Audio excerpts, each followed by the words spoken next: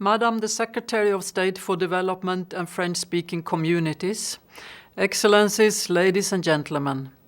Let me start by thanking the government of France for hosting this very important event here in today, for its leadership and its leading role to make the world a more resilient place against disruptive climate impact. This initiative, called Climate Risk Early Warning Systems, or CRUS, that will be presented today, is relevant and very timely. It is also an important contribution to making a reality of the Sendai Framework for Disaster Risk Reduction, which, as you know, was adopted earlier this year at the United Nations World Conference in Sendai, Japan, and of course to the outcome and implementation of the COP21 in Paris, taking place in November and December. Regardless of how much climate change contributes to any individual disaster event, we know that weather and climate are key drivers of risk in the majority of disaster events. There is nothing more important than communicating with people in hazard-prone areas to ensure that they are fully informed.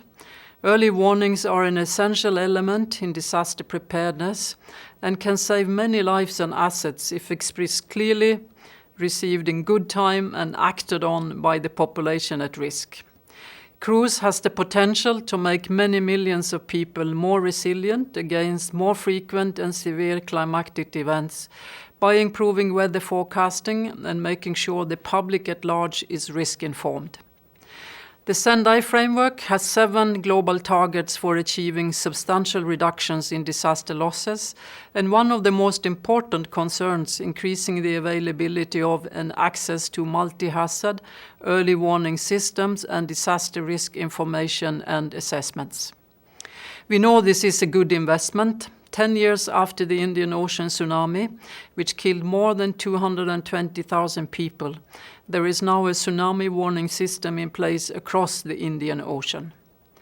Early warnings and well-equipped Met offices have saved thousands of lives in recent years in disaster-prone countries like China, the Philippines, India, Europe and the United States, which are all exposed to the fury of cyclones, flooding, heat waves and drought. Nonetheless, many countries still struggle to adapt their systems to the growing needs, driven by population growth in hazard-prone areas, pressure on urban planning and land use, and weather variability. This is particularly true in least developed countries and small island developing states, which will be the first to benefit from the CRUS initiative.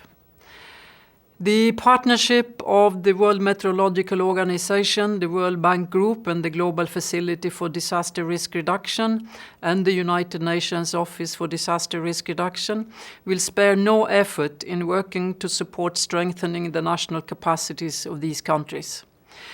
We are all committed to implement the Sendai Framework, as reducing disaster losses is essential to achieve all the Sustainable Development Goals. I regret not being with you today, and I thank every one of you for your commitment. I wish you a most productive session. Thank you.